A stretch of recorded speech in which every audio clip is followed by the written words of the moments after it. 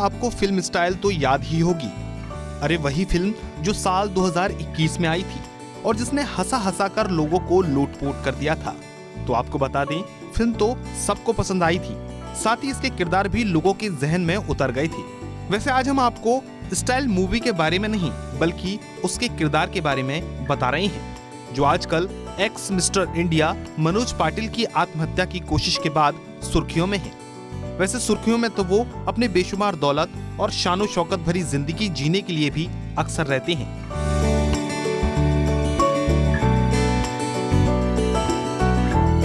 हम बात कर रहे हैं साहिल खान की, जो आज की डेट में एक यूथ आइकॉन है। इसके साथ ही वो अपनी अट्रैक्टिव और फिट बॉडी के दम पर अच्छा खासा नाम और पैसा कमा रहे हैं। मॉडल से लेकर बड़े बड़े स्टार उनकी फिटनेस के कायल हैं और साथ ही वो कई बड़ी ब्रांड के मालिक भी हैं। फिल्म स्टार साहिल खान इस समय करोड़ों के मालिक हैं, तो वहीं उनकी एरिया में सबसे बड़ी और एक मशहूर जिम भी है। दोस्तों, काफी साल पहले रुपेल पर्दे से गायब साहिल खान की हिस्ट्री के बारे में जब आप जानेंगे तो आप भी यकीन नहीं कर पाएंगे कि बॉलीवुड में फ्लॉप साबित होने के बाद भी कैसे अचानक उन्होंने अपनी किस्मत पलट दी। इस समय साहिल खान का दुनिया में एक बड़ा नाम है, जिनकी फैन फॉलोइंग भी लाखों में है। साहिल खान जहां भी जाते हैं, उनकी एक झलक पाने के लिए लाखों लोगों का हुजूम इकट्ठा हो जाता है। साहिल का जन्म 5 नवंबर 1976 को कोलकाता में हुआ था। कोलकाता में पढ़े बड़े साहिल अपने आगे की एजुकेशन के लिए दिल्ली आ गए, लेकिन साहिल को पढ़ाई लिखाई से ज्यादा अपने सपनों को पूरा करने की जल्दी थी, जिसके लिए उन्होंने माया नगरी मुंबई का रुख किया। दोस्तों, साहिल खान ने अपने करियर की शुरुआत स्टूडियो नेशन के एक म्यूजिक वीडियो एल्बम नचेंगे सारी रात से की थी, जिसके बाद साल 2001 में उन्हें सिल्वर स्क्रीन पर चमकने का उस समय सुनहरा मौका मिला, जब उन्हें नए चेहरों की फिल्मों में एंट्री देने वाले डायरेक्टर एन चंद्रा ने अपनी फिल्म स्टाइल में लीड रोल निभाने का मौका दिया। फिल्म रिलीज हुई और बॉक्स ऑफिस पर हिट साबित हुई।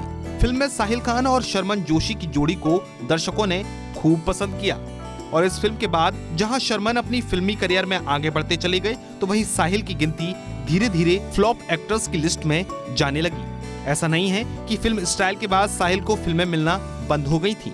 दरअसल साहिल ने इसके बाद जिन फिल्मों में काम किया वो पूरी तरह फ्लॉप साबित हुई हैं। साहिल ने अपने पूरे फिल्मी करियर में स्टाइल के अलावा एक्सक्यूज मी, यही है जिंदगी और डबल क्रॉस जैसी फिल्मों में काम किया है, जो कमजोर स्टोरी के चलते बॉक्स ऑफिस पर टिक नहीं पाई और फ्लॉप साबित हुई। बता दें दोस्तों, साहिल खान को साल 2013 में आखिरी बार बड़े पर्दे पर फिल्म श्रृंगार में देखा गया था। उसके बाद उन्होंने फिल्मी दुनिया को अलविदा कह दिया, लेकिन इस बीच साहिल खान को अपनी जिंदगी में बहुत सारे उतार चढ़ाव देखने को मिले, पर उन्होंने कभी भी हार नहीं मानी। आपको जानकर हैरानी होगी कि बॉलीवुड स्टार ना बनने के बावजूद भी साहिल खान करोड़ों के मालिक हैं और एक शाही जिंदगी जीते हैं। साहिल की प्रॉपर्टी की बात करें तो साहिल खान $5 मिलियन यानी कि 36 करोड़ की संपत्ति के मालिक हैं और उनके पास लग्जरियस गाड़ियों की लाइन लगी हुई है, जिसमें मर्सिडीज बेंज GLS 350D जिसकी कीमत 88 लाख रुपए है और BMW 750 Li जिसकी कीमत 1 करोड़ 38 लाख है। वहीं गाड़ियों के बाद अगर साहिल के घर की बात की जाए तो साहिल खान का मुंबई में एक आलीशान टावर में बेहद शानदार फ्लैट है। 40 मंजिल के इस टावर का नजारा वाकई देखने लायक है। इतना ही नहीं, इसके अलावा साहिल खान का गोवा में अपना रिजॉर्ट भी है। दोस्तों, साहिल खान पार्टी एनिमल हैं और दुनिया के हर कोने में जाकर पार्टी करते हैं और अक्सर नजर भी आते हैं। वहीं इंस्टाग्राम पर भी उनके लाखों फॉलोअर हैं जो उनकी फिटनेस के जबरदस्त फैन हैं। अब आप सोच रहे होंगे कि आखिर साहिल ने बॉलीवुड से दूरी बनाने के बाद ऐसा क्या किया जो उनके पास इतनी दौलत, शोहरत और उनकी लाखों फैन फॉलोइंग बन गई। दरअसल फरवरी 2016 में साहिल खान ने भारत का पहला ओपन एयर बीच जिम लॉन्च किया, जिसका नाम muscular and the beach gym है, जो गोवा के बागा बीच पर बना है।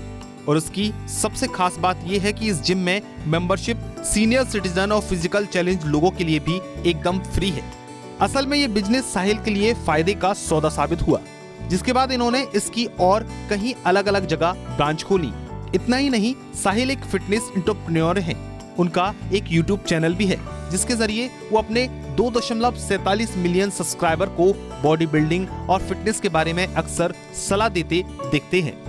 वहीं इसके अलावा साहिल खान का मिनरल वाटर का भी बिजनेस है जिसका नाम हंक वाटर है।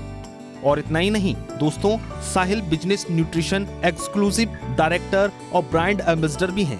दोस्तों, साहिल अपनी जिंदगी में एक के बाद एक शानदार अचीवमेंट हासिल करते जा रहे थे, जिसके बाद साल 2017 में दुनिया का पहला anti doping 6 pack energy drink launch किया था जिसका नाम रियल मिक्स है।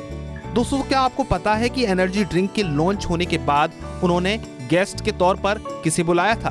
तो आपको बता दें, उन्होंने जेफ सिड को बुलाया था जो एक प्रोफेशनली बॉडी बिल्डर है, और रॉयली बिंकलर जो कि मिस्टर ओलंपिक भी रह चुकी हैं। साहिल खान के अचीवमेंट में अगर हम उनके अवार्ड अचीवमेंट की बात करें तो इन्हें शेरू क्लासिक की तरफ से जहां फिटनेस आइकॉन का अवार्ड मिल चुका है, तो वहीं राजीव गांधी फिटनेस की तरफ से इंडिया फिटनेस आइकॉन का अवार्ड भी ये पा चुके हैं। और साहिल को अवार्ड मिलने का ये सिलसिला यही नहीं थमा, बल्कि साल 2019 में साहिल को यूथ आइकन फिटनेस के लिए दादा साहेब फाल्के अवार्ड से भी नवाजा गया।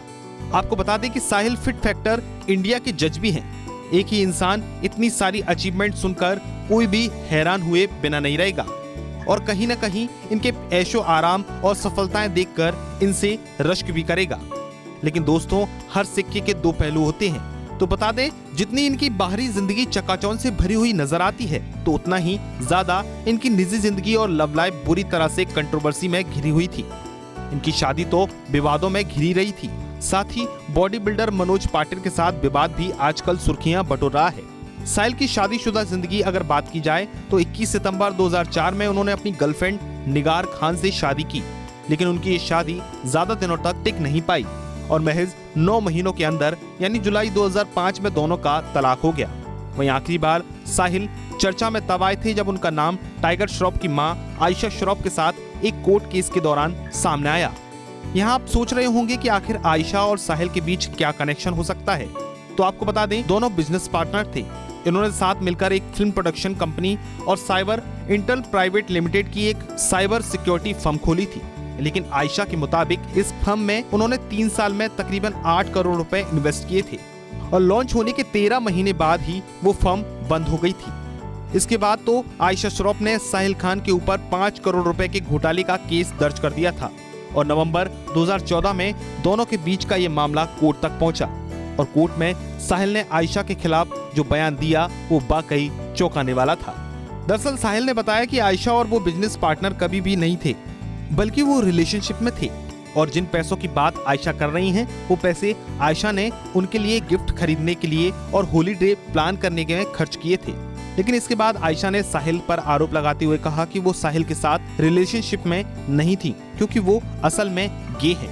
मामले ने तूल पकड़ लिया, एक दूसरे पर घिनौने आरोप लगाए जाने लगे। लेकिन साहिल ने ये साबित करने के लिए उनके और आयशा के बीच रिलेशन था, इसलिए कोर्ट में अपनी और आयशा की इंटीमेट फोटोज पेश कर दी।